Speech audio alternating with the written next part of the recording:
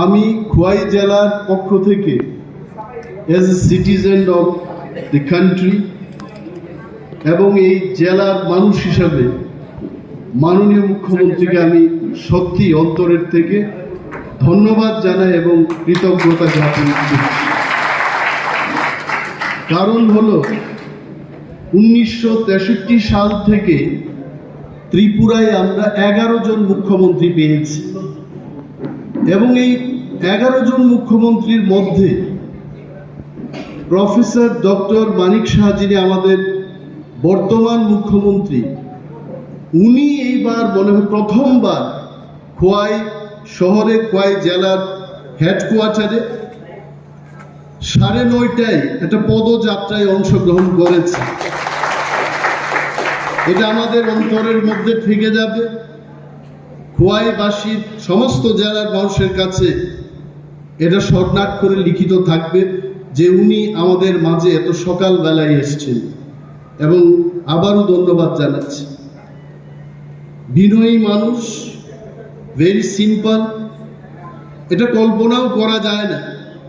আমি অবশ্য ভাবি যে আমরা কাকে দেখেছি মুখ্যমন্ত্রী বলতে আমরা মানিক সরকার মহোদয়কে মুখ্যমন্ত্রী হিসেবে দেখেছি বা আরো অনেক মুখ্যমন্ত্রীদের দেখেছি। But I can tell with my experience, এই যে এত বিনয়ী এবং সিম্পল সাদাসিধে মানুষের সাথে পায়ে হেঁটে উনি কিন্তু সারা খোয়াই মহকুমা পরিক্রমা করেছেন আজকে 5 কিলোমিটার, যেটা ভাবতে অবাক লাগে। এবং তারপরেও কিন্তু উনি সুস্থ। উনি আমাকে বলছেন যে অনিমেষ বাবু, আমি খোয়াইবারই প্রথম 5 কিলোমিটার হাঁটিনি, আমি ক্রস কান্ট্রি দৌড় প্রতিযোগিতায় কল্যাণপুরে এসেছি। বিশাল জিনিস। এবং উনাকে কাছে পেয়ে উনার সম্মুখে বক্তব্য করার যে সুযোগটা পেয়েছি, আমাদের ভারতবর্ষের মূল মন্ত্রতে কি হল? আমাদের মূল মন্ত্রই হচ্ছে বিবিধের মাঝে মিলন এবং বৈচিত্র্যের মধ্যে ঐক্য।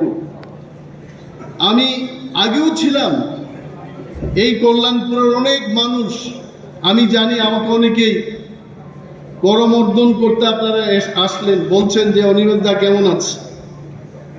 বৈচিত্র্যের মধ্যে ঐক্য এবং বিবিধের মাঝে যে মিলন, এটা দেশের প্রধানমন্ত্রী নরেন্দ্র মোদীজি আরো এই স্লোগানটাকে করেছেন।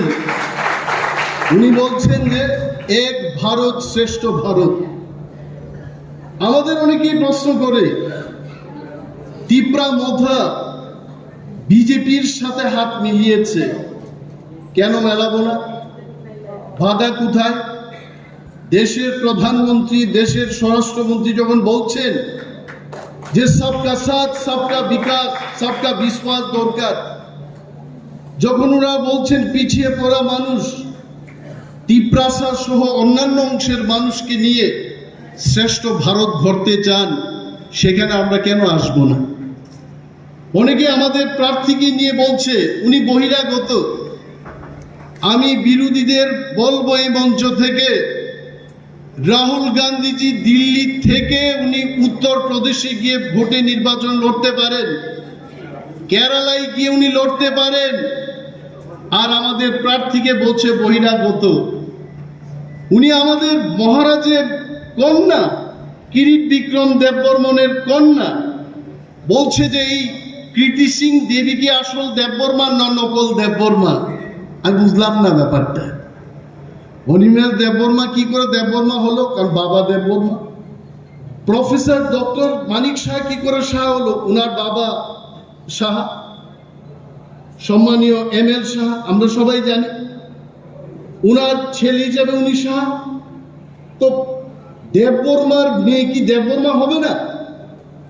এই যে কতগুলি কথা নিয়ে তারা বলছে যে প্রার্থী বহিরাগত, উনি বহিরাগত না, উনি এই ত্রিপুরা রাজ্যের মহারাজার গোরের কন্যা। উনাকে আমরা সম্মান করি এবং সম্মান দেব। আর এই কথা আজকে এই হাউসের মধ্যে, এই হলের মধ্যে বলতে চাই। যে ওরা বলছে ওনাকে ভোট দিয়ে কি হবে। বামেদের আমি বলছি, বাজুবন রিয়াংকে 25 বছর আমরা বিনা শর্তে আমরা ভোট দিয়েছি। সিপিএম এর এমপিদের আমরা ভোট দিয়েছি। ওনারা কি করেছেন আপনারা সবাই দেখেছেন, এবং আন্দোলনই করেছে ওরা। মুখ্যমন্ত্রী যে আমাকে বলেন, অনিমেষ বাবু, তাদের আন্দোলনের কোনো এক সময় আমিও 1-2 মাস আন্দোলন করেছি ওনাদের সাথে। ওনাদের ফাঁদে পা দেবেন না। উনি আমাকে বলেছেন, আপনি আমার ভাইয়ের মতো, আপনাকে বলছি বামেদের ফাঁদে পা দেবেন না। আমি বললাম কেন? বলছে ওরা নানা ষড়যন্ত্র করতে পারে। আপনাকে ভালো বলবে, আমার পার্টির মধ্যে, বিজেপির মধ্যে, টিপ্রা মথার মধ্যে কে ভালো লোক তারা ঠিক করে দেবে, তারা প্রার্থী ঠিক করে দেবে। হ্যাঁ, আর আমাদের প্রার্থী আমরা নিজেরাই ঠিক করতে পারবো না। কিন্তু একটা কথা সত্য, টিপ্রা মথা, বিজেপি এবং আইপিএফটির মধ্যে যখন এই সমঝোতায় সমন্বয় হলো, এদের পায়ের তলার মাটি নেই, এরা বুঝতে পেরেছে। কেন আমি বলছি? ত্রিপুরার পূর্বতন মুখ্যমন্ত্রী মানিক সরকার, আমি সম্মান দিয়ে বলছি, উনি কিন্তু নাস্তিক।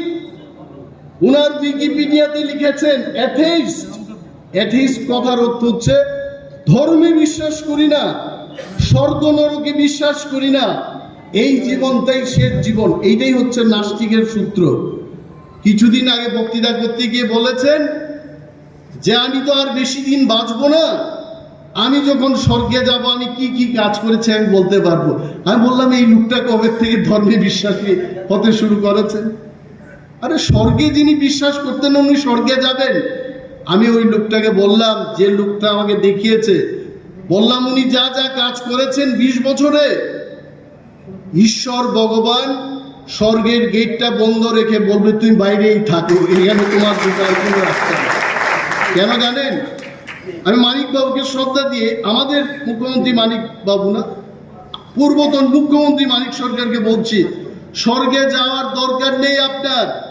আপনি পৃথিবীতে যা যা করেছেন, আপনার সেই কাজের ফল 10,323 জন লোকের চাকরি শেষ হয়ে গেছে। তারপরে বলবেন উনি ভালো কাজ করেছে। যেখানে কমিউনিস্ট, আপনারা তো সচেতন নাগরিক, বিশিষ্ট নাগরিক, যেখানে কমিউনিস্ট এখানে কিন্তু বিভাজন। এরা মানুষের মধ্যে ভেজালটা লাগাবে, রাজনীতি করবে। খোয়াই জেলার মধ্যে মহকুমায় আমরা কি দেখেছি? 97 সালের কথা আপনারা ভুলতে পারবেন? আমাদের টিপ্রা এবং বাঙালিদের মধ্যে সন্দেহের সৃষ্টি করিয়ে অনেক ব্যবসায়ীর ক্ষতি হয়েছে। আমি বলছি, এই হলের মধ্যে অনেক ব্যবসায়ীরা থাকতে পারে, টিপ্রারা ভয়ে আসতে পারতো না। খোয়াই, কল্যাণপুর, এটা কাদের সৃষ্টি ছিল? এবং তাদের যে 35 বছরের শাসনে আমরা 80 জুনের দাঙ্গা দেখেছি, এটা ভুলে যাবেন না। আর আজকে ত্রিপুরায় ভারতীয় জনতা পার্টির নেতৃত্বে যখন সরকারটা হলো, তারা বলতে পারবে একটা দাঙ্গা হয়েছে ত্রিপুরায়। আর যতদিন ভারতীয় জনতা পার্টি এবং তার সহযোগীদের সরকার থাকবে, ত্রিপুরা রাজ্যে জাতি উপজাতি ত্রিপুরাদের মধ্যে আর দাঙ্গাও হবে না। তাহলে কেন যাব? এই যে কথাই বললে হবে যে আমরা করছি, গরিবের স্বার্থে করছি, লড়াই চাই, লড়াই করে বাঁচতে চাই। আর এমন লড়াইটা করাইছেন, ধনী মানুষ গরিব হয়ে আর বাড়ির বাইরে যাওয়ার কোনো টাকা নেই। বুলুদা এটা ভালোই জানে। বুলুদার সাথে আমাদের দীর্ঘদিনের রাজনীতি। এই লড়াই আমরা চাই না। আমাদের লড়াইটা হবে সবাই যেন ভালোভাবে থাকতে পারে, গরিব মানুষ যেন সরকারের সুবিধা পায়, মানুষ যেন কথা বলতে পারে আমাদের এমপির সাথে। আগে কি আপনারা দেখেছেন যে এত বছর 50 বছর কংগ্রেসের সরকার ছিল ভারতবর্ষের মধ্যে, মন্ত্রী এমপিদের আসতে দেখেছেন আপনারা? তখন আসতেন না, তারা সবাই বড় লোক। আর আজকে ভারতীয় জনতা পার্টি নরেন্দ্র মোদীজির নেতৃত্বে যখন কেন্দ্রের সরকারটা গঠন হলো, ত্রিপুরা রাজ্যের মধ্যে প্রতি মাসেই কোনো না কোনো কেন্দ্রীয় মন্ত্রী ত্রিপুরা রাজ্যে আসছেন মানুষের খবর নেওয়ার জন্য। এই হচ্ছে নরেন্দ্র মোদীজির সরকার। আমি বিশেষ বক্তৃতা করব না, কারণ মাননীয় মুখ্যমন্ত্রী আরো প্রোগ্রাম আছে। আর আপনারা যারা বইয়ে বক্তৃতা শুনতেছেন, আমরা তো বক্তৃতা দিতে দিতে আমরা মজা পামু, কিন্তু আপনাদের তো ফ্যান নাই, কিচ্ছু নাই, আপনারা কেমনে বক্তৃতা শুনবেন? আরেকদিন আসব, আমরা লোকালি প্রোগ্রাম করব, বিভিন্ন জায়গায় বক্তব্য করব, কিন্তু আমাদের একটাই স্বপ্ন থাকতে হবে। এবার মোদিজি কইছেন, ভারতীয় জনতা পার্টির সমস্ত শীর্ষ নেতৃত্বরা, এনডিএ জোটের নেতৃত্বরা বলছেন ইসবার 400 পার। আমি বলবো, এই যে 400টা সিটের মধ্যে আমাদের পূর্ব ত্রিপুরার সিটটা প্রথম নাম্বার 1 থাকা উচিত। আরে একদিনই তো 400 হইব, 1-2 কইরা গুইনেই তো 400 হইব। আর এই 1 নম্বর সিটটা থাকবে আমাদের মহারানী প্রীতি সিং দেববর্মার সিটটা। এবং মাননীয় মুখ্যমন্ত্রীকে মঞ্চের মধ্যে আমি এজ এ পলিটিক্যাল অ্যাক্টিভিস্ট আমি আশ্বস্ত করছি, আপনাকে কথা দিচ্ছি, খোয়াই জেলা পিছিয়ে থাকবে না, রাজ্যের মধ্যে আমরা এগিয়েই থাকব, আমরা বলব। এবং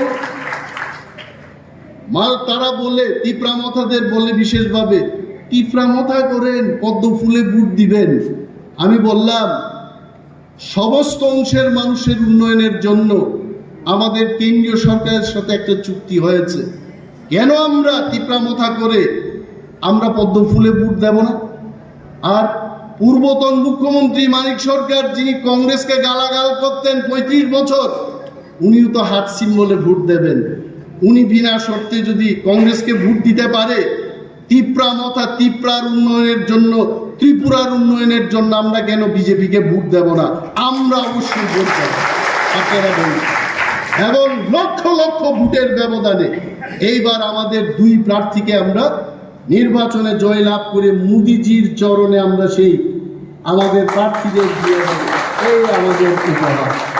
বিশেষ আর বলছি না, এইটুকু বলে আমি সবাইকে ধন্যবাদ জানিয়ে আমার বক্তব্য শেষ করছি। জয় হিন্দ, নমস্কার।